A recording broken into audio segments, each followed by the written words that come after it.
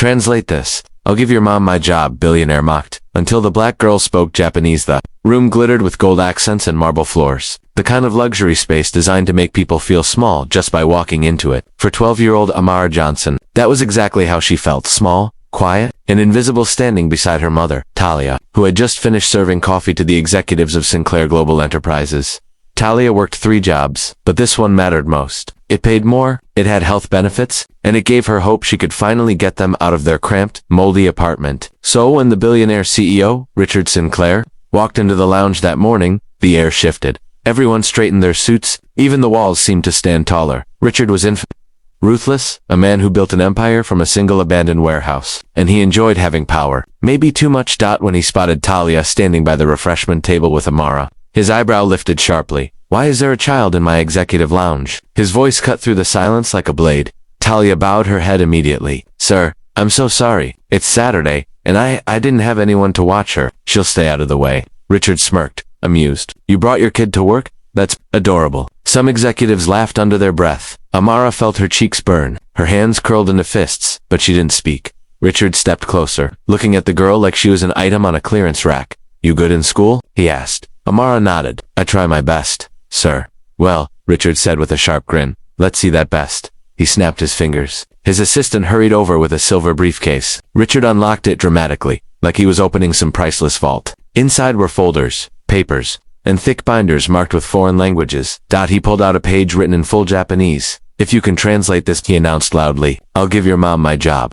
Everyone chuckled. It wasn't funny, but in that room, everyone laughed when Richard wanted them to. Talia's face drained of color. Sir, please. Richard waved her off. It's a joke. Lighten up. But Amara wasn't laughing. She stepped forward, calm as still water. Her eyes scanned the page, and suddenly the room fell silent. She whispered the Japanese words softly, reading the entire paragraph with fluent, perfect pronunciation. Then she lifted her head. It's a contract revision request. Amara said, they're asking for changes in Section 4 regarding intellectual property rights. They want exclusive licensing for the first 5 years. After that, they want joint ownership. The executives froze. Somebody's pen dropped to the floor. Richard's grin vanished. Everyone stared at her like she had turned into a mythical creature, right before their eyes. You speak Japanese? Richard whispered. Amara nodded. And Mandarin, and Spanish, and Korean, and French, and ASL. The room vibrated with stunned silence. Talia covered her mouth, tears gathering at the corners of her eyes. She didn't even know her daughter had mastered Japanese that well. Richard recovered, straightening his jacket, trying to regain dominance. Cute trick, he said, but reciting a paragraph isn't translating. You probably memorized it.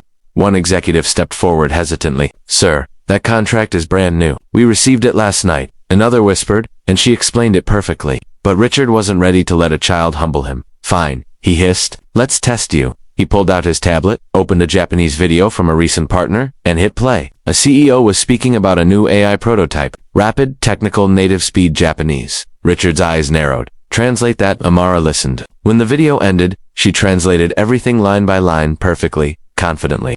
Without hesitation, then she added, he also apologized for the delay in shipping. You might want to address that in your email. Richard's eyes widened in shock. He reached for the table to steady himself. The room was silent except for the humming AC. How? Did you learn all that? One executive whispered. Amara shrugged. My mom works a lot, so I teach myself things. Libraries are free. The simplicity of her answer broke something in the billionaire. Because in her eyes, he saw something he had lost long ago. Hunger, grit, brilliance, carved out of hardship, the same fire he had once carried when he was a nobody.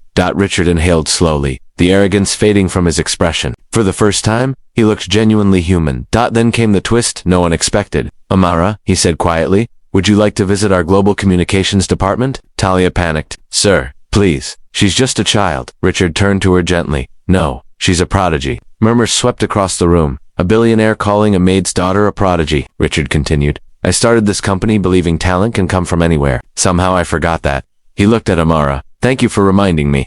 He motioned toward his assistant. Get me the head of international relations now. Within minutes, the director rushed in, confused. Richard gestured at Amara proudly. Meet the smartest person in this building. Gasps filled the room. She's 12. Someone whispered. Exactly, Richard said. Imagine her at 20 and knelt slightly, so he was eye level with the girl. Listen, I can't give your mom my job, but I can give you both something better. He turned to Talia. You're getting a promotion, full benefits, a salary triple what you earn now. Talia gasped, shaking. Sir, I don't know what to say. Say yes, he replied softly. Then he looked at Amara, and you if you want to cheer getting a full academic sponsorship. Any school you choose, any program, any city, all expenses covered. Talia broke. Tears streamed down her face as she hugged her daughter tightly. Amara looked at Richard, her voice small. Why are you helping us now? You were making fun of us 5 minutes ago. The honesty hit him straight in the chest. Richard exhaled, the weight of guilt softening his voice. Because I saw a girl standing in front of me who's everything I pretended to be when I was your age, hungry, brilliant, unstoppable, and I realized, he paused, I've become the kind of man I used to hate. Silence, pain, truth, it cracked him open. He extended his hand gently. Let me try to be better. Starting with you. Amara shook his hand with confidence. That day, Richard Sinclair changed policies, started a diversity education fund, and personally mentored Amara for years. By the time she was 20, she became the youngest multilingual negotiator in U.S. tech history, leading global deals in Tokyo, Seoul, Paris, and beyond. And whenever she spoke on stage, she told the same story. The world changes when someone decides to see your value. Moral. True power isn't measured by how high you stand, but by how many people you lift with you. Never underestimate someone's potential, especially the quiet ones. They might just be the voice that changes the world.